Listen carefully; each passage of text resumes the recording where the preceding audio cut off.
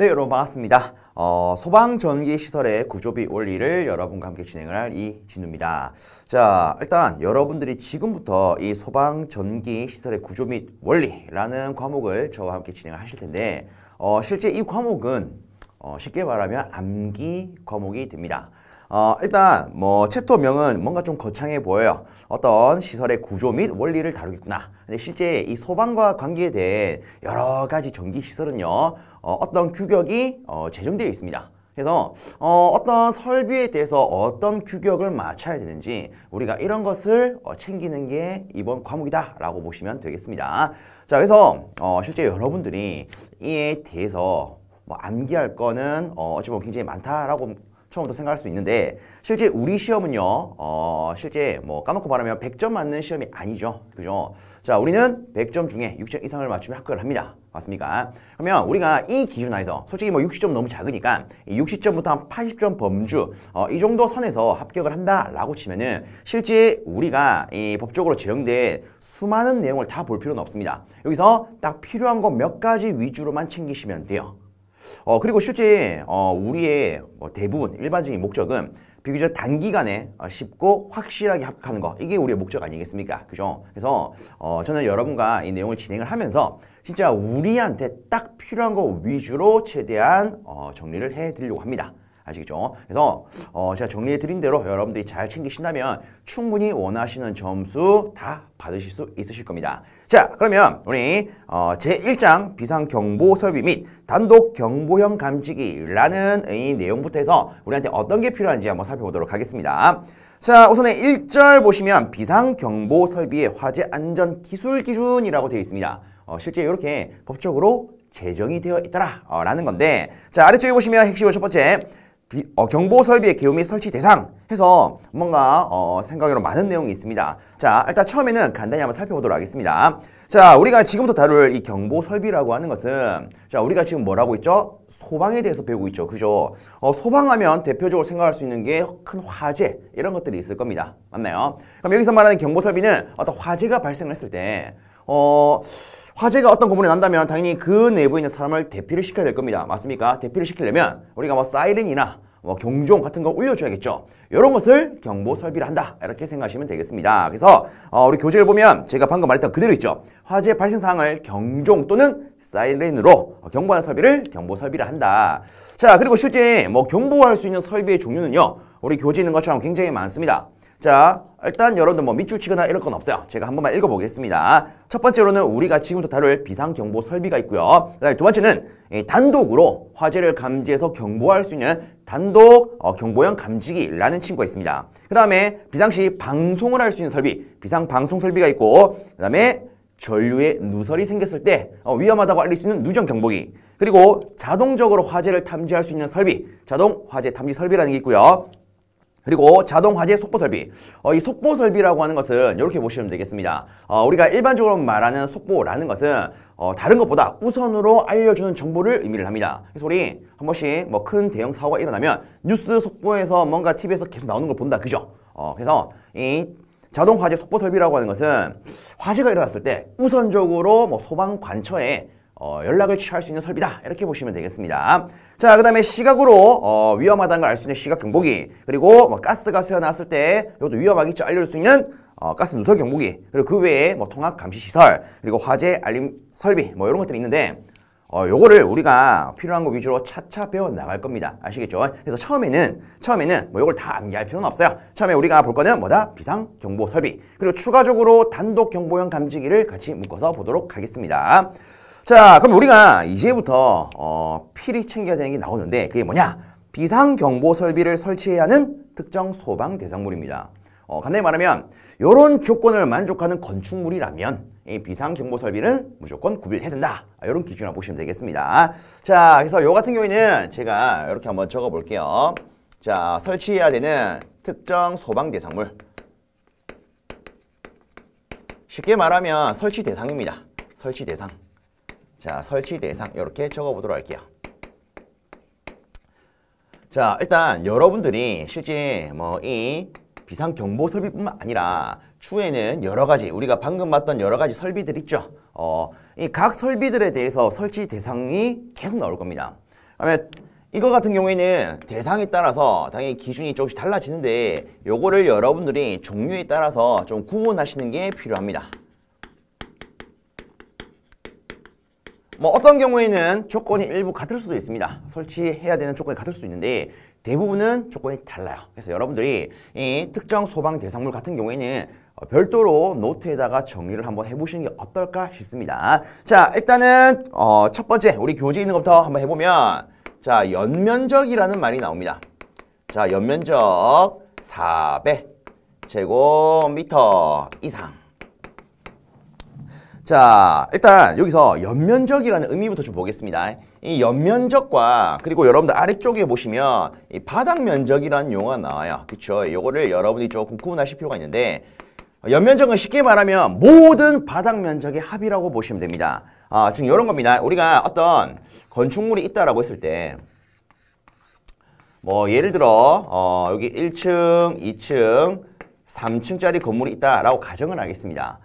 만약에 1층의 바닥 면적이 뭐 200이라고 가정을 할게요. 200. 그럼 2층도 200. 뭐 3층은 편의상 150이라고 가정을 하겠습니다. 뭐 일부 못 쓰는 공간이 있어서 실제 우리가 쓸 수 있는 공간의 바닥 면적이 150이라고 볼게요. 그럼 여기서 말하는 일반적인 바닥 면적이라고 하는 것은 각 층에 대해서 활용할 수 있는 바닥 기준의 면적을 의미를 합니다. 그럼 연면적은 뭐냐면 얘들을 싹 다 합한 거예요. 이해됐습니까? 그러면 이 건축물에 있어서 1층의 바닥 면적은 200제곱미터, 2층의 바닥 면적은 200제곱미터, 3층은 150제곱미터. 그 다음에 연면적은요, 전체에다 더하면 550제곱미터예요. 이렇게 말할 수 있겠죠.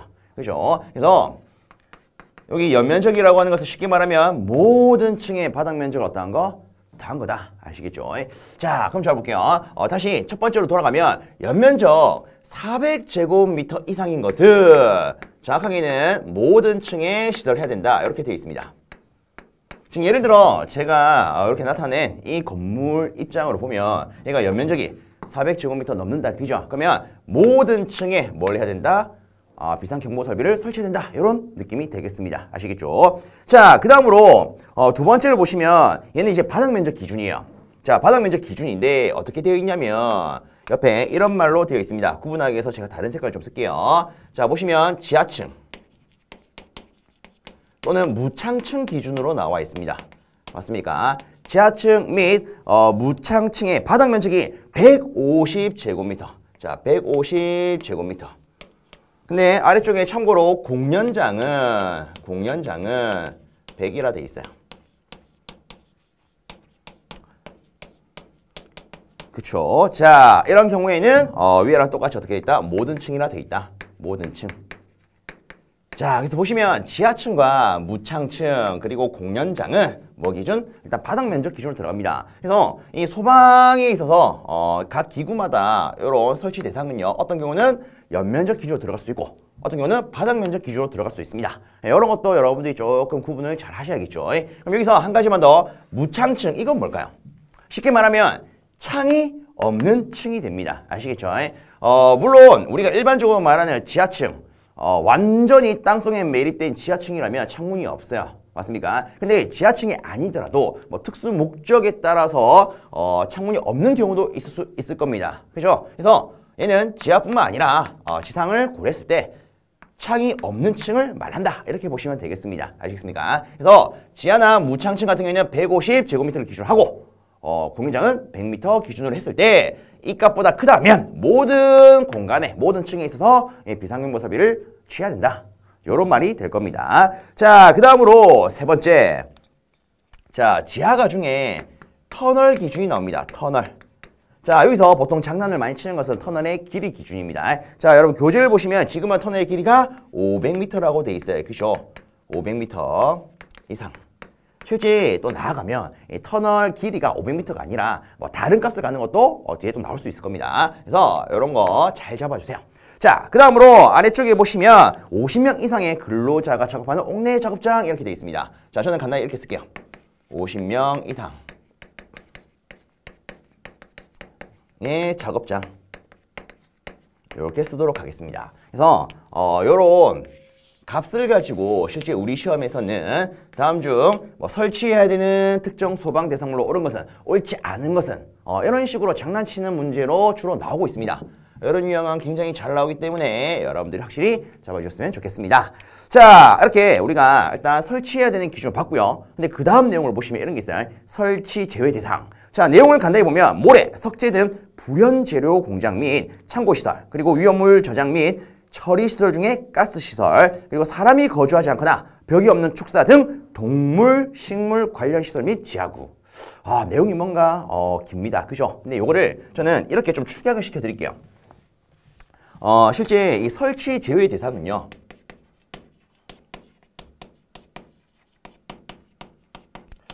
쉽게 말하면 사람과 관련이 없는 장소. 이렇게 보시면 됩니다. 사람이 관련이 없는 장소. 즉, 사람이 영향이 없는 장소. 이렇게 할까요? 사람의 영향이 없는 장소. 사람이 주로 뭐 일을 하지 않는 공간이라거나, 아시겠죠? 자, 그 다음에 한 가지 더 하면 뭐 부식이 일어날 수 있는 장소. 부식. 자, 그 다음으로 타지 않는 재료가 있는 거. 뭐 간단하게 불연 재료라고 보겠습니다. 불연 재료. 자, 요런 장소는요. 실제 추후에 다른 소방 전기 시설을 보더라도 똑같이 나오는 경우가 굉장히 많습니다. 자, 보세요. 이 비상 경보 설비는 왜 필요하겠습니까? 우리가 간단히 생각하면 어떤 건축물에 화재가 일어났습니다. 그러면 그 내부에 있는 사람을 살려야 되지 않겠습니까? 그럼 대피를 시켜야겠죠? 이때 필요한 게 비상경보 설비 아니겠습니까? 근데 그 건물 내부에 사람이 없대요.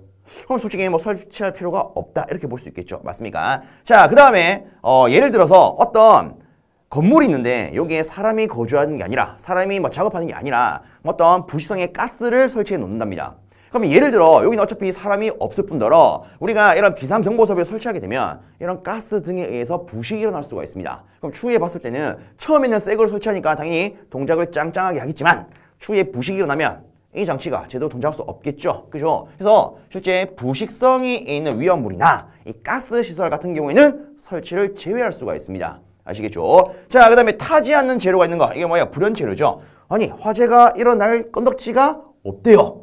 그럼 약간의 뭐 불꽃이 있더라도 얘는 바로 꺼질 수 있겠죠. 그럼 요런 곳에는 굳이 설치할 필요가 없다. 이런 느낌이라고 보시면 되겠습니다. 알겠습니까? 그래서 여기 있는 설치 제외 대상 얘가 여러 줄로 해서 뭐 내용이 좀 길어 보이는데 간단하게 이렇게 딱 체크하시면 어떨까 싶습니다. 자, 다음으로 아래쪽에 보시면 설치 면제 기준이 있습니다. 자, 설치 제외와 설치 면제는 약간 다른 거죠. 그쵸? 자, 설치 면제를 보시면 이렇게 되어 있습니다. 단독 경보용 감지기 2개를 연동해서 설치한 경우. 자, 일단 요 같은 경우에는 참고적으로 보시면 될 것 같아요. 면제 대상. 자, 실제 면제 대상이라고 하는 것은 쉽게 말해 이렇게 보시면 됩니다. 다른 설비로 인해서 얘는 굳이 설치할 필요가 없다. 원래라면은 설치를 해야 되지만 다른 설비가 있음으로 해서 설치할 필요가 없다. 이게 뭐다? 면제 대상이에요. 아시겠습니까? 제외 대상은 이런 겁니다. 설치해도 소용이 없다. 이런 느낌이라면 얘는 다른 걸로 커버가 되기 때문에 얘는 설치 안 해도 된다. 이런 느낌입니다. 아시겠습니까? 자, 설치 면제 대상은 이렇게 되어 있습니다. 단독 경보용 감지기 2개 이상 어떻게 한다? 연동시킨다. 연동. 자, 일단 우리가 뭐 아직 자세히 다룬 건 아니지만 이 단독 경보용 감지기라고 하는 것은 단독으로 화재를 감지도 하고 경보도 할 수 있는 설비를 의미를 합니다. 알겠습니까? 실제 우리가 다루고 있는 이 비상 경보 설비 같은 경우에는 화재가 인식이 되었을 때 울리는 친구예요. 실제 이런 화재는요, 뭐 사람이 발견해서 이 발신기라고 해서 화재 신호를 보내는 장치를 동작시킬 수 있고요. 그 다음에 어떤 감지기가 자동으로 화재를 감지해서 화재가 일어났어요 라는 신호를 발신할 수가 있습니다. 자, 그래서 우리가 하고 있는 이 경보 설비는요, 실제 뭐 간단하게 이렇더라만 보십시오. 뭐 사람이 수동으로 신호를 보낼 수도 있고요. 혹은 자동으로 감지기가 화재를 감지를 한다면 이 신호가 어디로 가느냐? 수신기라는 장비로 들어갑니다.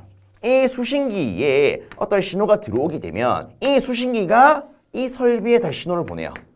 그래서 화재가 일어났어요. 뭐 사이렌이 왱왱 울리거나 경적이 따르릉 울리거나 뭐 이렇게 동작을 하는 게 경보 설비입니다. 근데 여기 있는 단독 경보용 감지기는 뭐냐면 감지기가 자동으로 화재를 감지하고 뭐 수신기로 통해서 경보 설비로 알려주는 게 아니라 지 자체에 내장되어 있는 경보 설비 정확하게는 지 자체에 내장되어 있는 음향 설비를 가지고 알려주는 형태의 장치라고 보시면 됩니다. 아시겠죠? 그래서 다른 수신기를 거쳐서 음향 장치를 바라는 게 아니라 얘는 단독으로 바라는 거. 약간 느낌이 좀 다르죠. 그죠? 자, 어쨌든 이런 단독으로 경보할 수 있는 장치 두 개를 연동을 한다면 굳이 비상경보 설비는 따로 할 필요가 없다. 요거 같은 경우에는 참고적으로 좀 봐주세요. 아시겠죠? 자, 그 다음으로 우리가 살펴볼 것은 이 비상경보 설비의 용어적인 부분이 됩니다. 물론 제가 방금 발신기가 있어요, 수신기가 있어요, 이런 용어를 언급을 했지만 지금부터 해서 좀 다시 다잡아 보도록 하겠습니다. 자, 용어적인 것을 조금 보면 요거는요, 여러분이 딱 한번 보시면 이게 이거구나 바로 느낌이 오실 겁니다. 자, 보면 첫 번째로 비상벨 설비가 있습니다. 비상벨 설비. 자, 그 다음에 두 번째는 자동식 사이렌 설비. 실제 우리가 얘를 묶어서 뭐라 하느냐, 비상경보 설비라 부릅니다. 비상경보 설비. 자, 그럼 비상벨 설비는 뭔데요? 자, 화재 발생 사항을 경종으로 경보하는 설비를 의미를 합니다. 예를 들어서 우리 어떤 건축물의 복도에 보시면 이렇게 빨간 함이 있고요. 위에 이렇게 적색 램프도 달려 있고 빨간색 뭔가 경종처럼 튀어나온 걸 보는 경우가 있습니다. 그렇죠? 실제 화재가 일어나게 되면 얘가 여기에 어떤 쇠 망치기가 있어가지고 얘를 톡톡 치면서 따르르르 이렇게 울리는 거, 얘를 우리가 경종이라고 해요. 알겠습니까? 자, 그래서 이 경종으로 비상경보를 바라는 것을 뭐란다? 비상벨 설비를 한다. 그러면 자동 사이렌은요, 이름 그대로 사이렌을 가지고 경보를 날려주는 거. 그래서 그 음향 설비로서 윙 하면서 알려주는 거 있죠? 얘를 우리가 자동 사이렌 설비라고 합니다. 자, 그 다음에 아래쪽에 보시면 단독 경보용 감지가 있는데 요 같은 경우에는 제가 이미 말했습니다.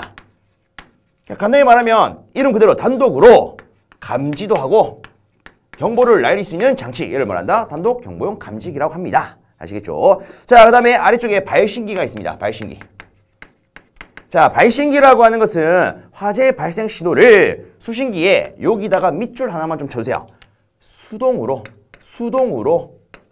신호를 보내더라. 그래서 수동으로 신호를 발생시킨다. 이 놈을 우리가 발신기라 불러요. 그래서 제가 방금 그렸던 그림 있죠? 여러분들 우리 큰 건물 가면 복도에 다시 빨간 함이 있습니다. 여기 경종이 있을 수도 있고요. 그 다음에 여기 빨간 램프가 있을 수도 있습니다. 자, 그 다음에 아래쪽에는 우리가 아크릴판으로 해서 꾹 누를 수 있는 버튼이 있는데 이거를 우리가 발신기라 불러요. 그래서 예를 들어 사람이 화재를 먼저 인식을 합니다. 그러면 그 사람 물론 도망가겠지만 건축물 내에 다른 사람들도 대피를 해야 되기 때문에 얘를 꾹 누르고 도망갈 수 있겠죠. 그럼 얘를 꾹 누르게 되면 여기서 신호가 이 수신기라는 장치로 들어갑니다. 수신기에서 신호를 받으면 얘가 이런 설비한테 신호를 줘요. 그럼 이 친구들이 윙윙 하면서 빨리 도망가라 이런 신호를 주게 됩니다. 그래서 이때 이거 뭐다? 발신기야, 발신기. 아시겠죠? 자, 근데 발신기는 주로 요걸 가지고 장난을 많이 칩니다. 어떻게 신호를 보낸다고요? 수동으로. 사람이 직접 손을 꾹 눌러서 신호를 보낸다고요. 아시겠죠? 요거 중요합니다.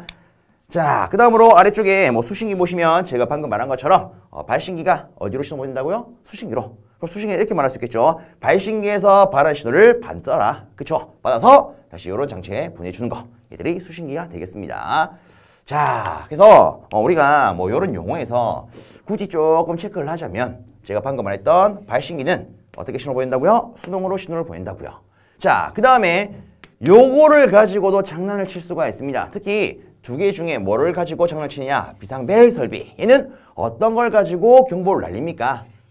요렇게 장난을 칩니다. 알겠죠? 얘는 솔직히 쉬워요. 사이렌 하면 자동 사이렌. 그죠? 근데 경종하면 뭐다? 비상벨. 그래서 한 요거 정도는 여러분들이 체크해 놓으시면 좋지 않을까 싶습니다. 자, 그리고 아래쪽에 보시면 화재 신호 및 상태 신호를 송수신하는 방식이 있습니다. 즉 신호를 주고받는 방식인데 요거는요 여러분들 굳이 암기할 필요가 없어요. 쉽게 말하면 이런 겁니다. 여러분들 전화기 한번 생각해 보세요. 전화기. 요즘에는 싹 다 이제 핸드폰을 쓴다. 그죠? 핸드폰은 실제 선이 있습니까 없습니까? 없죠. 그럼 간단히 말하면 무선식이라고 볼 수가 있어요. 우리가 옛날에 집에서 쓰는 전화기는 싹 다 전선이 연결이 되어 있었습니다. 맞습니까? 얘를 우리가 유선 전화기라고 하죠. 그래서 신호를 주고받는 데에는 선이 없는 방식인 무선식도 있지만 선을 가지고 주고받는 유선식도 있더라. 그러면 유선과 무선이 있다면 얘를 같이 쓰는 경우도 있겠죠. 그게 바로 유무선식이 됩니다. 그래서 요 같은 경우에는 우리 전화기 생각하면은 따로 암기할 필요가 없어요. 아시겠죠? 끝입니다. 자, 일단 우리가 핵심은 첫 번째 이 경보 설비의 기호 및 설치 대상에서 주어진 내용을 싹 살펴봤는데 일단 그렇게 우리가 챙겨야 되는 내용은 많이 없는 건 느낄 수 있습니다. 맞습니까? 그럼 일단은 요걸 토대로 우리가 어떤 시험 문제를 생각해 볼 수 있는지 한번 따져보겠습니다. 일단 우리 교재 다음 페이지를 보시면 크게 4가지 문제가 있어요. 여기에 이 내용에 대한 대표적인 문제가 되는데 한번 살펴보도록 하겠습니다. 자, 1-1번 보세요. 화재 발생 상황을 경종으로 경보하는 설비라고 물었습니다. 자, 경종으로 경보하는 거 하면 누구 골라야 됩니까? 비상벨 설비 얘를 골라야겠죠. 그래서 답은 1번이 되겠습니다. 이런 식으로 시험 문제 나와요. 풀 수 있겠죠. 이런 거 나오면. 자, 그 다음에 1-2번 보도록 하겠습니다. 자, 보시면 비상경보 설비 및 단독경보용 감지기의 화재 안전 기술 기준에서 사용하는 용어의 정의로 옳지 않은 것은? 하고 물었습니다. 자, 일단 첫 번째, 발신기란 화재 발생 신호를 자동으로 발신하는 장치를 말한다. 뭔가 이상하죠? 자, 우리가 하기로 발신기는 그 화재의 발생 상황을 어떻게 신호로 보낸다고요? 수동으로 보낸다고요. 그래서 답은 얘도 1번이 되겠습니다. 자동이 아니라 수동으로 바뀌어져야겠죠. 그쵸? 이런 식으로 장난을 쳐요. 자, 그 다음에 나머지 여러분들 선지 2번, 3번, 4번은 눈으로 한번 살펴보시면 될 것 같고요. 그 다음에 1-3번 보도록 하겠습니다. 자, 비상경보 설비 및 단독경보용 감지기의 화재 안전 기술 기준에 따라 화재 신호 및 상태 신호 등을 송수신하는 방식으로 옳은 것은? 하고 물었어요. 자, 우리는 신호를 주고받는 방식을 이렇게 했습니다. 유선식도 있고 무선식도 있고 유무선식도 있다. 맞습니까? 그러면 주어진 선지 4개에서 고를 수 있는 것은 4번밖에 없네요. 그죠? 그래서 1-3번은 4번 되더라. 자, 라스트 1-4번 보도록 하겠습니다. 비상경보 설비를 설치해야 할 특정 소방 대상물로 옳은 것은? 하고 물었습니다. 자, 일단 첫 번째 선지를 보시면 터널로 길이가 400m 이상인 것? 하고 물었는데 주어졌는데 실제 우리가 알기로는 터널 같은 경우에 길이가 얼마 이상이어야 합니까? 500m 이상. 그쵸?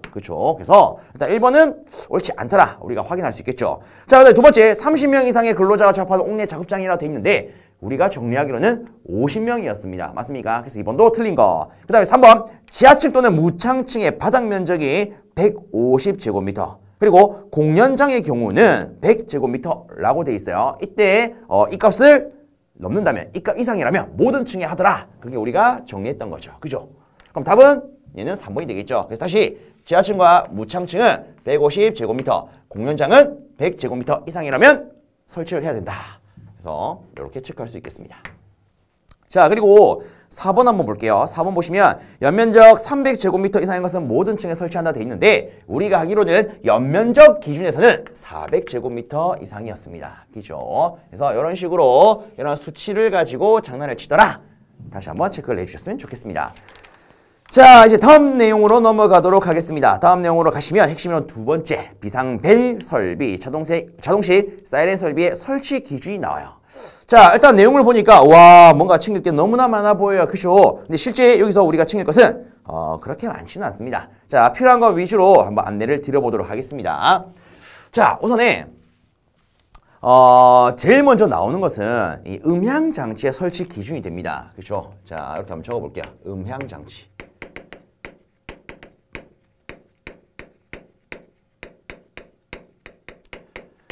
자, 일단 첫 번째 보시면 지구 음향장치는 특정 소방 대상물의 층마다 설치를 하되 해당 층의 각 부분으로부터 하나의 음향장치까지 수평거리가 25m 이하가 되도록 해야 된다 라는 게 있습니다. 자, 여기서 어마무시하게 중요한 것은 첫 번째 수평거리입니다. 수평거리. 자, 얼마 이하? 25m 이하. 쉽게 말하면 이런 거라고 보시면 됩니다. 우리가 어떤 건물에 어떤 층에 대한 도면이 이렇게 있다라고 가정을 할게요. 자, 그러면 예를 들어 여기에 음향장치가 있대요. 음향장치가 있대요. 그러면 요 말이 무슨 말이냐? 각 부분으로부터의 거리가 얼마다? 25m 이하다. 이런 의미가 되겠습니다. 아시겠습니까? 얘가 25m 이하라는 소리예요. 그러면 예를 들어 뭐 여기서는 거리가 멀 수 있겠죠. 그러면 어떻게 해야 됩니까? 여기도 음향장치를 하나 더 설치를 해야겠죠. 그래서 건축물의 각 부분까지의 거리가 얼마 이하? 25m 이하. 이게 요 말이 되겠습니다. 아시겠습니까? 특히 요거 장난 많이 쳐요. 시험에 은근히 잘 언급이 됩니다. 잘 잡아 주십시오. 자, 그 다음으로 두 번째 보시면 음향장치는 전격 전압의 80% 전압에도 음향을 발할 수 있도록 해야 된다. 자, 그래서 두 번째. 자, 요거는 파랗게 쓸게요. 두 번째. 자, 전격에 80% 전압에서도 잘 동작을 해야 된다. 이렇게 쓰도록 하겠습니다. 자, 여기서 장난을 치는 것은 당연히 이런 수치값이 되겠죠. 80%. 얘도 요걸 가지고 장난을 칠 수 있을 겁니다. 특히나 이렇게 숫자로 나와 있는 것은 장난치기 쉽겠다. 그죠? 잘 잡아주셨으면 좋겠습니다. 자, 그리고 세 번째. 보시면 음향장치, 음향의 크기 기준이 나와 있습니다. 부착된 음향장치를 중심으로 1m 떨어진 위치에 대한 음압이 얼마라고 되어 있죠? 90dB. 그죠? 자, 요거 제가 일단 이렇게 적어 볼게요. 음향장치 로부터 1m 위치. 이때 음압이 얼마? 90dB 이상. 실제 뒤에 가면 다른 기타 장치 기준으로 우리 아직 안 배웠으니까 자, 기타 장치를 할게요. 기타 장치 기준으로 1m 위치에 음압이 얼마로 돼야 됩니까? 그 기준이 다른 것들이 나옵니다. 지금은 뭐 90이라 제가 해놨지만 뒤에 가면 뭐 70도 나오고 60도 나오고 85도 나오고 여러 가지가 나와요. 그러면 실제 뒤로 갈수록 여러분 입장에서는 얘들이 혼동될 수 있겠다. 그죠? 그래서 저는 일단 이렇게 체크를 해드릴게요. 앞으로 여러분들 수평거리 요거 구분을 잘 하셔야 됩니다. 그리고 얘도 구분을 잘 하셔야 돼요. 이놈 같은 경우에 뒤에 똑같은 내용이 그대로 나옵니다. 다만 다른 것들은 구분을 잘 하셔야 됩니다. 특히나 이 수평거리 같은 경우에는 추후에 수평거리뿐만 아니라 보행거리, 사람이 있어서 보행하는 거리 기준으로도 어떤 기준이 나와요. 요거랑도 구분을 할 수 있어야 됩니다. 아시겠습니까? 그래서 요놈과 요놈 같은 경우에 또 제가 앞에 여기 보시면 설치 대상 요놈을 따로 적용을 해서 정리하면 좋다라고 언급을 했었죠. 얘들도 미리 따로 정리할 준비를 해 놓으신다면 차차 한 개씩 정리가 되실 겁니다. 그럼 마지막에 갔을 때는 좀 더 쉽게 내용을 정리할 수 있으실 거예요. 자, 그럼 이렇게 하면은 일단 음향장치 기준에서 우리한테 필요한 것은 싹 다 끝이 났습니다. 그럼 이제 다음으로 아래쪽 내용으로 가볼게요. 보시면 비상벨 설비 또는 자동식 사이렌 설비 발신기 설치 위치 기준이 나와 있습니다. 자, 이제는 발신기예요. 발신기. 자, 발신기의 설치 기준 보도록 합시다. 자, 일단 첫 번째 내용을 보시면 조작이 쉬운 장소에 설치를 하고 자, 요거 빨갛게 밑줄 하나 쳐주세요. 조작 스위치의 높이. 자, 조작 스위치. 자, 이 친구의 높이는요 0.8m 이상. 그렇죠. 그 다음에 1.5m 이하 이렇게 되어 있습니다. 참고로 지금 제가 밑줄 거라고 하는 이 내용 있죠. 앞으로 계속 나옵니다. 계속 나와요. 미리 언급을 드릴게요. 실제 이 소방 전기 시설에 있어서 사람이 직접 손을 댈 수 있는 장치는요. 그 높이가 싹 다 0.8m 이상 1.5m 이하에 위치하게끔 되어 있습니다. 그럼 조작 스위치가 뭐예요? 사람이 조작할 수 있는 스위치잖아요. 그죠? 그래서 얘도 이 기준 그대로더라. 그럼 뒤에 갔을 때도 마찬가지입니다. 어찌됐든 내용이 어찌됐든 간에 사람이 직접적으로 손을 댈 수 있는 거라면 그 설치 높이가 어떻다? 이렇다고요. 아시겠죠? 요거 어마무시하게 중요해요. 자주 나옵니다. 자주 나옵니다. 자, 그 다음에 두 번째. 특정 소방 대상물의 층마다 설치를 하되 해당 층의 각 부분으로부터 하나의 발신기까지 수평거리가 얼마 이하? 25m 이하가 되도록 할 것. 수평거리는 어때요? 우리가 앞에서 했던 음향장치랑 똑같다. 그죠? 자, 일단은 제가 쓰도록 하겠습니다. 수평거리. 자, 수평거리 얼마였다? 25m 이하였다. 자, 그리고 아래쪽에 보시면 이런 말이 있습니다. 복도 또는 별도로 구획된 실로서 보행거리가 40m 이상일 경우에는 추가로 설치해야 된다. 저는 이렇게 말할게요. 같이 묶어서 보행거리 기준은 40m다. 자, 그래서 우리가 이렇게 보면 됩니다. 예를 들어 어떤 건물 내에 뭐 사무실, 사무 공간이 따로 있을 수 있겠지만 복도가 또 따로 있을 수 있겠죠. 맞습니까? 그럼 예를 들어 이 복도의 길이가 30m예요. 30m. 그럼 여기는 중간에 그냥 발신기 하나만 있으면 될 겁니다. 근데 만약에 이놈이 50m예요.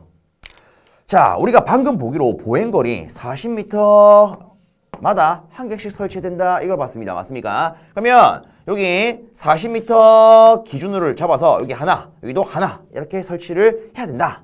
이게 요 조항입니다. 아시겠습니까? 좀 더 쉽게 말하면 이런 거예요. 우리가 예를 들어 화재가 일어납니다. 화재가 일어났는데 사람이 먼저 그 화재를 발견을 했어요.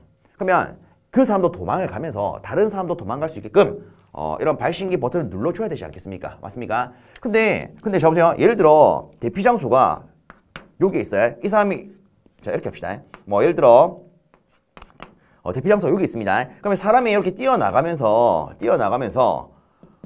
요 중간에 발신기가 있다면 쉽게 누를 수가 있을 거예요. 맞나요? 근데 중간에 발신기가 없다면 이 사람이 굳이 멀리 있는 데까지 가서 다시 이렇게 할 경우는 거의 없겠죠. 그렇죠? 생명이 위험한데. 맞습니까? 그래서 자 이렇게 멀리 있다면 이 사람은 그냥 도망치기 바쁠 겁니다.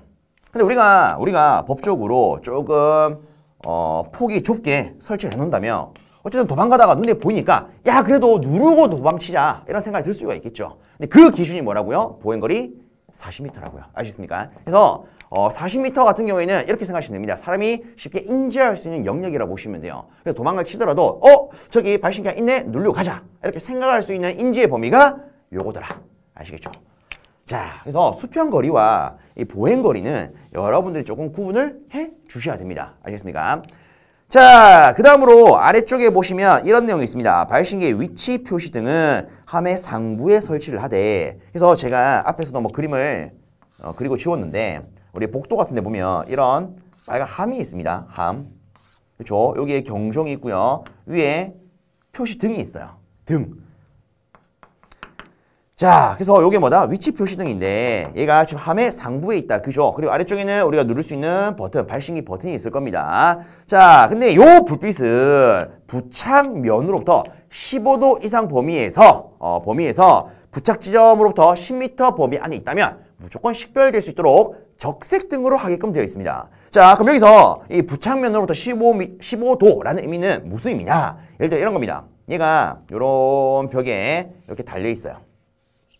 그러면 부착면으로부터 15도라면 요렇게 15도, 요렇게 15도가 되겠죠. 맞습니까? 자, 여기가 15도, 여기가 15도입니다. 그럼 이때 요 안쪽에 범위에서는 10m 밖에서라도 충분히 식별돼야 된다. 이런 내용이라고 보시면 되겠습니다. 아시겠습니까? 자, 근데 중요한 건 얘를 무슨 색으로 해야 된다? 적색으로 해야 된다. 자, 그래서 저는 간단히 이렇게 정리를 좀 해드릴게요. 실제 우리 시험에 장난을 치는 것은 세 번째, 자 부착면으로부터의 각도입니다. 부착면에서 15도 기준, 그렇죠? 요거 체크해 주시고 그 다음에 색깔은 뭘로 한다? 적색.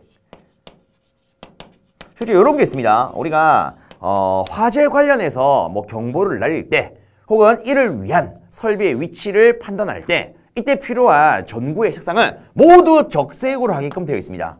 물론 추후에 황색이 하나 나와요. 이 황색은 뭐냐면 가스가 누설되었을 때 알려주는 등입니다. 근데 그 외적으로는 이 소방에서는 싹 다 무슨 색이 나온다? 적색이 나와요. 아시겠습니까? 그래서 요거는 확실히 좀 잡아주세요. 보통 장난을 칠 때는 이렇게 칩니다. 다음 중 발신기 설치 기준 옳지 않은 것을 내놓고 이 위치 표시 등은 녹색으로 한다. 뭐 이런 식으로 장난치는 경우가 있습니다. 근데 우리는 뭐라 배웠죠? 적색. 그렇죠? 요거 잘 체크해 주십시오. 자, 그 다음으로 아래쪽에 비상벨 설비 또는 자동식 사이렌 설비에 상용 전원 및 배선의 설치 기준이 있습니다. 자, 여기서 이 동그라미 1번을 보시면 이런 내용이 있어요. 상용 전원은 전기가 정상적으로 공급되는 축전지 설비, 전기 지향 장치 또는 교류 전압의 옥내 간선으로 하고 그리고 중요한 건 여기서부터입니다. 전원까지 배선은 어떻게 할 것? 전용으로 할 것. 자, 그래서 저는 이렇게 조금 쓰도록 하겠습니다. 자, 이제 우리가 해야 되는 게 상용 전원입니다. 전원 이렇게 한번 쓸게요. 전원 해놓고 그냥 첫 번째 어떻게 된다? 전용으로 해야 된다. 쉽게 말하면 이런 겁니다. 우리가 소방활동 기준으로 어쨌든 화재를 알리거나 화재를 수습하거나 이런 소방과 관련된 장비의 전원 같은 경우에는 무조건 뭘로 해야 된다? 전용, 별도로 해야 된다. 즉, 우리가 일반적으로 쓰는 전기랑은 분리를 해야 된다라는 말이에요. 자, 앞으로 이런 내용이 굉장히 자주 나올 겁니다. 항상 이렇게 생각하세요. 소방과 관련된 것은 우리가 일반적으로 쓰는 전력선과는 어떻게 된다? 구분을 해야 된다. 쉽게 말하면 전용으로 해야 된다. 아시겠죠? 요거 잘 잡아주십시오. 물론 뒤에 가면 이런 것도 있습니다. 특별한 조건 하에서는 겸용을 쓸 수 있더라. 근데 일반적인 상황에서는 어떻다? 다 전용이에요. 아시겠습니까? 요거 잘 잡으세요. 자, 그 다음에 두 번째, 계폐기에는 비상벨 설비 또는 자동식 사이렌 설비용이라고 표시를 할 것이라 되어 있습니다. 자, 계폐기라고 하는 것은 쉽게 말하면 스위치예요. 스위치. 자, 실제 이 소방 설비는요, 우리가 물론 지금 이 비상 경보 설비에 대해서만 하고 있지만 수없이 많은 설비들이 있습니다. 그러면 수없이 많은 설비를 조작할 수 있는 스위치들이 다 따로따로 있겠죠. 근데 각 스위치에서 얘가 어떤 설비용인지 표시가 없다면 조작할 때 당하지 않겠습니까? 그래서 얘는 어쩌면 당연한 겁니다. 여러 가지 스위치가 있을 수 있기 때문에 각각의 스위치는 뭘 해라? 잠깐 표시를 해라. 요거는 억지로 암기하는 거 아니죠. 당연스러운 겁니다. 맞습니까? 자, 그 다음에 세 번째 봅니다. 비상벨 설비 또는 자동식 사이렌 설비에는 그 설비에 대한 감시 상태를 60분 지속한 후 유효하게 10분 이상 경보할 수 있는 비상전원으로서 축전지 설비 또는 전기 저장 장치를 설치해야 된다. 자, 저는 이렇게 쓸게요. 지금 우리가 읽었던 세 번째는 비상전원 기준입니다. 그렇죠? 비상전원. 근데 저는 그냥 두 번째로 쓸게요. 비상전원. 자, 비상전원 설비 같은 경우에는 어떤 조건을 만족해야 되냐면 감시 상태 60분간 할 수 있어야 되고요. 그 다음에 유효하게 10분 이상 동작을 할 수가 있어야 됩니다. 즉 이런 거예요. 좀 더 쉽게 말했을 때 어떤 화재가 일어난다면 보통 화재의 번짐을 방지하기 위해서 상용전이 차단되는 경우가 굉장히 많습니다. 근데 얘가 차단되더라도 소방에 대한 설비는 다 전용을 하기 때문에 그렇죠. 물론 이 비상벨 설비는 이 전용 회선을 통해서 잘 동작을 할 수 있습니다. 근데 얘도 우리가 화재 여파를 받는다면 끊어질 수 있겠죠. 그럼 이때는 당연히 비상전원으로 전환이 되어야 되는데 이 전환이 되었을 때 그 설비에 대해서 일단 60분간 전원은 기본적으로 유지할 수 있어야 된다 라는 의미라고 보시면 돼요. 아시겠습니까? 즉 이놈을 감시한다. 이 말이 좀 어렵게 느낄 수 있는데 간단히 말하면 비상전원을 전환되고 얘가 동작을 했을 때 얘가 막바로 전기 공급을 제대로 해줘야겠죠. 그래서 이놈이 동작을 하는지 안 하는지 60분간은 보고 있어야 된다 라는 의미예요. 아시겠습니까? 그리고 실제 이 어떤 장치가 동작을 한다면 예를 들어 화재가 실제로 일어났다면 그리고 그 부분에 있는 장치가 동작을 해야 된다면 그때 10분 이상은 유효하게 비상벨 설비가 짱짱이 울릴 수 있도록 전원을 공급해야 된다. 이런 말이 되겠습니다. 아시겠죠? 그래서 요거는 대기 상태라고 보시면 돼요. 60분간 대기했다가 실제 유효하게는 10분 이상 동작을 해야 된다. 그래서 요거를 좀 잘 잡아줍니다. 60분간 감시, 10분간 유효하게 동작. 아시겠죠? 자, 그 다음 내용 보도록 하겠습니다. 그 다음 내용을 보시면 자, 동그라미 4번입니다. 전원 회로의 배선은 옥내 소화전 설비의 화재 안전 기술 기준에 따른 내화 배선에 따르고 그 밖의 배선은 내화 배선 또는 내열 배선에 따른다. 쉽게 말하면 소방과 관련된 이 설비의 배선은 화재 잘 버틸 수 있는 내화 배선이나 열에 잘 버틸 수 있는 내열 배선을 해야 된다. 이런 거예요. 아시죠? 일단 화재가 일어나면 열의 영향을 무조건 받을 수밖에 없지 않습니까? 그래서 이에 대해서 버틸 수 있도록 내화 또는 내열을 써야 된다. 이 정도 간단하게만 체크해 주십시오. 자, 그 다음으로 다섯 번째. 부속회로의 전로와 대지 사이의 상호 간의 절연장은 1경계 구역마다 직류 250V의 절연장 측정기를 사용하여 측정한 절연장이 0.1 메가옴 이상이 되도록 한다. 이런 내용이 있습니다. 자, 요거는 전 칠판상에 세 번째로 쓸게요. 자, 절연 저항 기준인데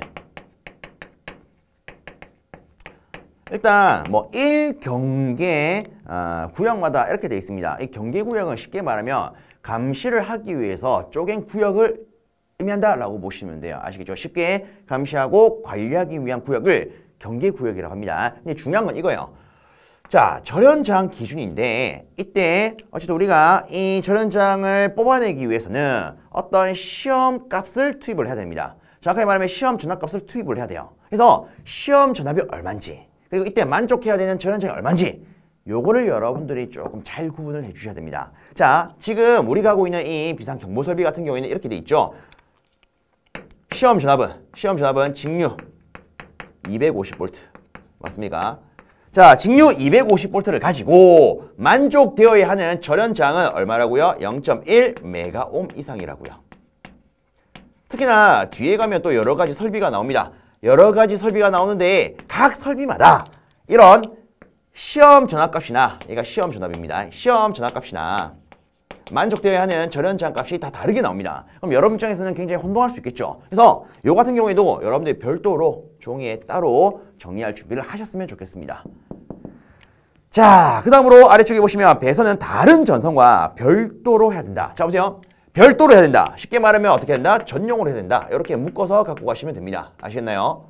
항상 소방과 관계된 것은 일반적인 기준 하에서는 전용 내지 별도예요. 자, 근데 아래쪽에 보면 이런 내용이 있습니다. 다만 60V 미만의 약전류 회로에 사용하는 전선으로서 가까이 전압이 같을 때는 그렇지 않다. 쉽게 말하면 이런 거죠. 원래라면은 전용 내지 별도로 해야 됩니다. 근데 자, 아이고, 이거 합시다.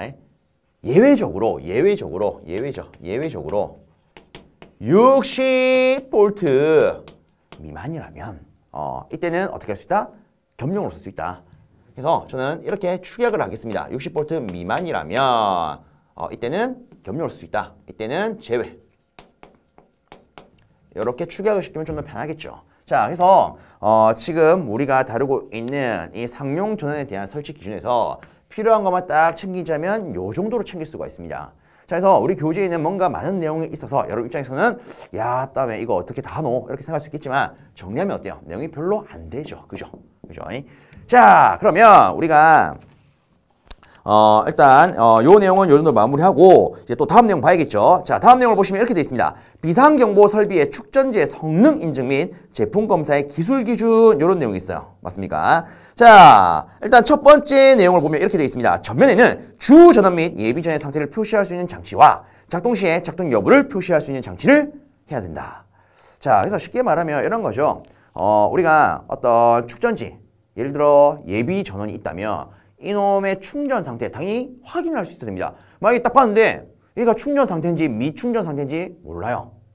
그럼 조금 쓰기가 까다롭겠죠. 껄끄럽겠죠. 그렇죠. 근데 만약에 우리가 눈으로 얘가 충전이 확실히 돼 있어요. 이걸 안다면 언제든지 야, 이거 쓸 수 있는 준비가 되었겠네. 이렇게 확신을 딱 가질 수 있지 않겠습니까? 만약에 얘가 미충전 상태라는 게 눈에 보여. 그럼 어떻게 됩니까? 충전을 계속 시켜놔야겠죠. 그래서 어찌 보면 당연한 겁니다.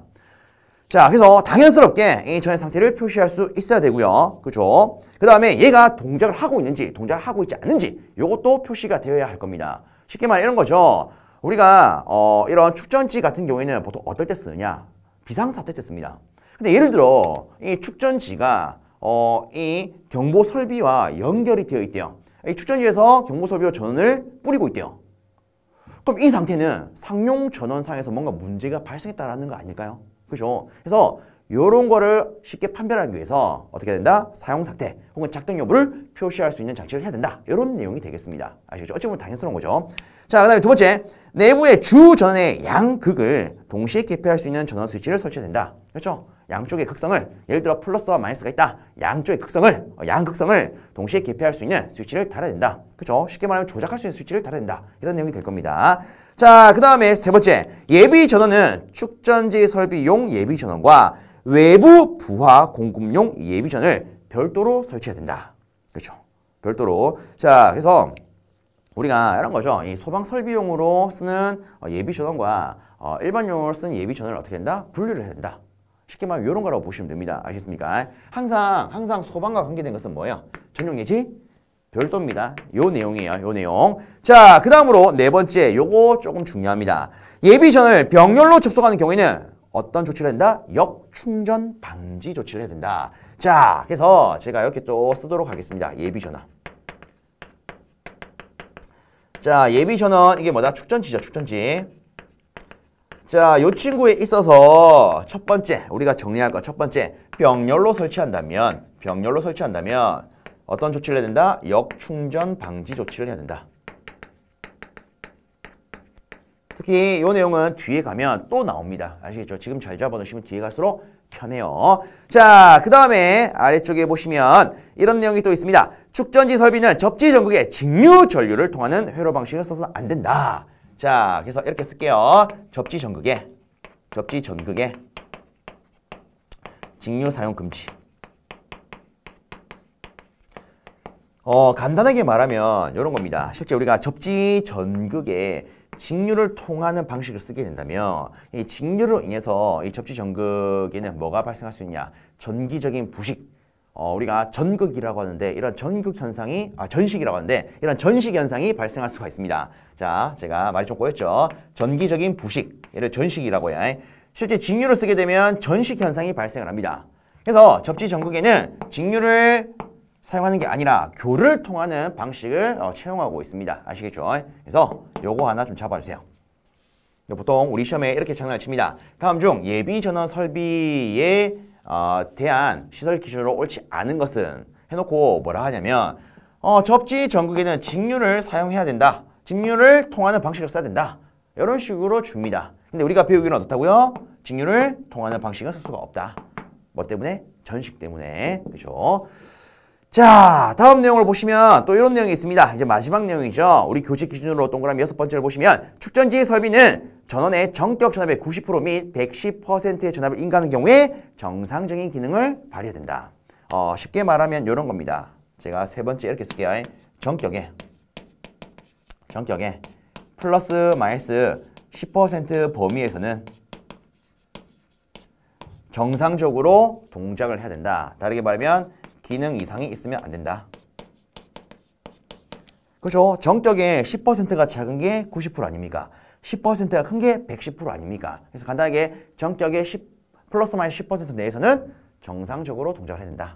그렇죠? 그래서 우리한테 필요한 내용을 추격시키면 얘도 이렇게 압축을 시킬 수 있습니다. 자, 그럼 이에 대해서 대표적인 문제 몇 가지 풀어보도록 하겠습니다. 자, 일단 2-1번을 보시면 이런 문제가 있습니다. 비상경보 설비 및 단독경보형 감지기 화재 안전 기술주의에 따른 비상 벨 설비 또는 자동식 사이렌 설비의 상용 전원 및 음향 설비의 설치 기준으로 틀린 것은? 하고 물었어요. 자, 일단 첫 번째 보겠습니다. 상용 전원은 교류 전압의 옥내 간선으로 하고 배선은 다른 설비와 겸용으로 할 것 이렇게 돼 있어요. 자, 우리가 배우기로 일반적인 기준 하에서는 전원에 있어서 뭐 배선이든 전원 장치든 뭐 예비전이든 다 똑같습니다. 항상 소방 설비는 뭘로 해야 된다? 전용 내지 별도로 해야 된다. 맞습니까? 근데 지금 뭐라 돼 있어요? 겸용이라 돼 있죠. 그래서 이놈이 틀렸습니다. 그래서 얘가 옳은 말이 들리면 어떻게 된다? 전용으로 할 것 이렇게 바뀌어야 됩니다. 아시겠습니까? 자, 그래서 답은 1번이 되겠더라. 그 다음에 나머지는 여러분들이 눈으로 한번 보시면 될 것 같습니다. 뭐 간단히 보면 두 번째 선지를 보시면 음향장치는 전격 전압의 80% 전압에서 동작을 해야 된다. 그렇죠? 자, 일단 보시면 여기 있죠? 전격의 80% 전압에서 동작을 해야 된다. 우리가 체크했던 거죠. 자, 그다음에 세 번째, 음향장치의 음향은 부착된 음향장치의 중심으로부터 1m 떨어진 위치에 90dB 이상이어야 된다. 요거 우리 했었죠. 그 다음에 네 번째, 지구 음향장치는 특정 소방 대상물의 층마다 설치를 하되 각 부분으로부터의 수평거리가 25m 이하가 되도록 해야 된다. 그렇죠? 다 했던 내용입니다. 자, 그 다음에 2-2번 보겠습니다. 비상경보 설비 및 단독경보용 감지기 화재 안전 기술 기준에 따른 비상벨 설비 또는 자동식 사이렌 설비의 설치 기준 중 틀린 것은? 하고 물었어요. 자, 일단 첫 번째 선지를 보시면 이렇게 되어 있습니다. 상용 전원은 전기가 정상적으로 공급되는 축전지 설비, 전기 제한장치 또는 교류 전압의 옥내 간선으로 하고 중요한 건 이 뒷부분입니다. 전원까지의 배선은 전용으로 설치해야 된다. 그쵸? 요거 맞는 말이죠. 자, 전용 요거 체크해 주시고요. 요걸로 장난을 많이 치더라. 우리가 방금 2-1번 문제에서도 확인했었습니다. 그죠? 자, 그 다음에 선지 2번입니다. 비상벨 설비 또는 자동식 사이렌 설비는 그 설비에 대한 감시 상태를 60분간 지속, 그 유효하게 10분 동작을 해야 된다. 우리 이런 거 했죠? 그쵸? 그럼 얘는 맞는 말. 그 다음에 세 번째, 특정 소방 대상물의 층마다 설치를 하되 각 층에, 해당 층의 각 부분으로부터 하나의 발신기까지의 수평거리가 25m 이하가 되도록 해야 된다. 자, 일단 보세요. 발신기의 수평거리는 우리 얼마? 25m 이하라고 배웠죠? 그죠? 자, 그 다음에 연결되는 내용을 좀 더 보면 다만 복도 또는 별도로 구획된 실로서 보행거리가 40m 이상인 경우에는 한 개를 추가로 해야 된다. 이렇게 되어 있습니다. 우리가 했던 거 그대로 나와 있죠. 그럼 얘는 맞는 말. 그 다음에 네 번째, 발신기의 위치 표시 등은 함의 상부에 설치를 하되 그 불빛은 부착면으로부터 45도 이상의 범위? 뭔가 이상하죠? 자, 우리가 배우기로 자, 부착면에서 몇 도? 15도였어요.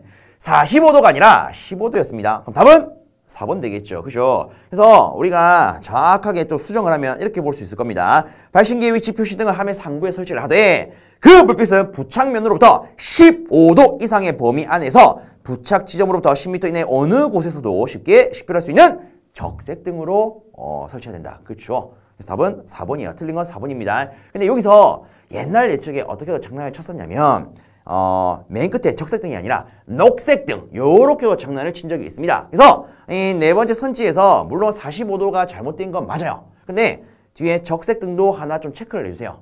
아시겠습니까? 그래서 여러분들이 정확하게 잡으셔야 되는 것은 15도와 적색등 두 개입니다. 아시겠습니까?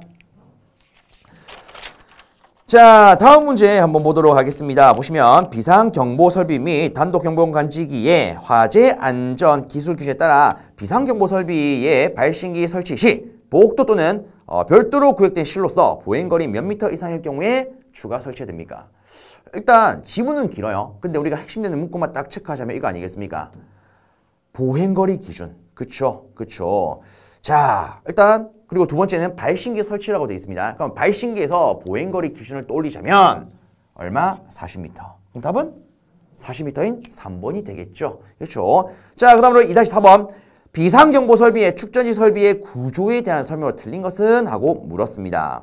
자, 첫 번째 선지를 보시면 예비전을 병렬로 접속하는 경우에는 역충전 방지 등의 조치를 해야 된다라고 되어 있습니다. 그렇죠? 병렬로 할 때는 역충전 방지 조치를 해야 됩니다. 맞습니까? 자, 그 다음에 두 번째 선지를 보시면 내부의 주전원의 양극을 동시에 개폐할 수 있는 전원 스위치를 설치해야 된다. 그렇죠? 뭐 이런 게 있더라 제가 언급을 드렸습니다. 자, 그다음에 세 번째 보시면 축전지 설비는 접지 전극에 교류를 통하는 회로 방식을 써서 안 된다. 아니죠. 실제로는 교류를 통하는 걸 쓰는 게 아니라 직류를 통하는 걸 쓰지 않는다라고 했습니다. 그래서 답은 3번이에요. 맞습니까? 그리고 뭐 네 번째도 한번 볼게요. 예비전원은 축전지 설비용 예비전원과 외부 부하 공급용 예비전을 별도로 한다. 그렇죠? 요거랑 같은 맥락이죠. 맞습니까? 그래서 일단 뭐 우리가 방금 봤던 2-4번을 기준으로 본다면 물론 제가 이 칠판상에는 이 2번 선지에 대한 거 뭐 양극을 동시에 개폐할 수 있는 개폐기를 설치한다. 이런 거는 적지 않았습니다. 왜? 이걸 가지고 장난칠 일은 거의 없거든요. 그래서 실제 제가 칠판에 정리한 거 위주로 자, 제가 잠깐 일로 갈게요. 칠판에 정리한 거 위주로 여러분들 잘 체크해 주십시오. 실제 요것만 알면은 답을 고를 수 있도록 출제되는 문제가 대부분입니다. 아시겠습니까? 그래서 딱 요렇게만 잡아주시면 될 것 같습니다. 자, 그래서 제가 조금 불필요한 거는 살짝 좀 지울게요. 솔직히 용어 같은 경우에도 우리가 경종하면 벨이다, 발신기하면 수동이다, 이것만 딱 잡으면 되죠. 자, 요거 지우겠습니다. 실질적으로 여러분들이 암기를 해야 된다, 좀 중요하게 암기를 해야 된다 라고 하는 것은 자, 지금 칠판상에 있는 이 내용들이라 볼 수 있겠습니다. 제가 살짝 비켜드릴게요. 그래서 여러분들이 요번 시간에 배운 거 이거 기준으로 정리를 잘 해주신다면 이에 대한 문제가 나왔을 때 여러분들 쉽게 답을 골라내실 수 있으실 겁니다. 아시겠죠? 자, 일단 이번 시간은 우리가 이 비상 경보 설비 좀 더 정확하게 말하면 여기에 해당될 수 있는 비상 벨 설비,自动식 사이렌 설비에 대한 기준을 배웠다라고 볼 수 있겠습니다. 그럼 이번 시간 여기서 마무리하고요. 이 다음 시간에는 단독 경보용 감지기에 대한 설치 기준부터 해서 또 필요한 거 위주로 안내를 드려보도록 하겠습니다. 자, 여러분들 수고 많으셨습니다.